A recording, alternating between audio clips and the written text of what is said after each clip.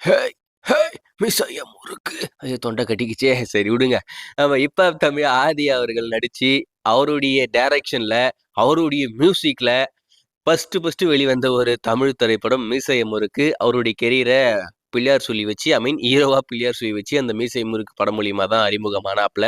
அறிமுக படமே மிகப்பெரிய வெற்றி. ஆனா, அவருடைய கெரியர்லயே மிகப்பெரிய வெற்றினா அது மட்டும் தான். அதுக்கடுத்து அவர் பண்ண எந்த படத்துக்கும் பெரிய வரவேற்பு கிடைக்கல. சரி, இப்போ என்னடா இது எல்லா படமும் பெருசா போலயே!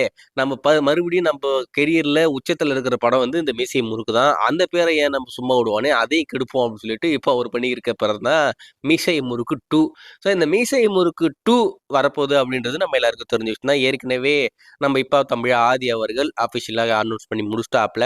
அது மட்டும் இல்லாம அந்த படப்பிடிப்புமே ஆல்மோஸ்ட் முடிச்சுட்டாங்களாமா. படம் இப்போ வந்து ரிலீஸ்க்கு மட்டும் தான் வெயிட் பண்ணிக்கிட்டு இருக்கு. சம்மருக்கு அந்த படத்த பிளான் பண்ணியிருக்காங்க.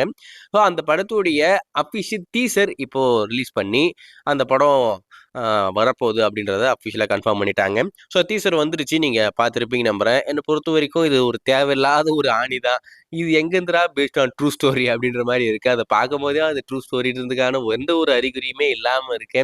நம்போ எஸ்.ஜே. சூர்யா அவர்கள் நடிச்ச ஒரு படம் வந்திருக்கு. இசை அப்படின்னு சொல்லிட்டு. அந்த படத்துடைய டிட்டோ மாரி தான் எனக்கு தெரிஞ்சது. உங்களுக்கு எப்படி இருந்தது அப்படின்றத மறக்காம கமெண்ட்ல மென்ஷன் பண்ணுங்க.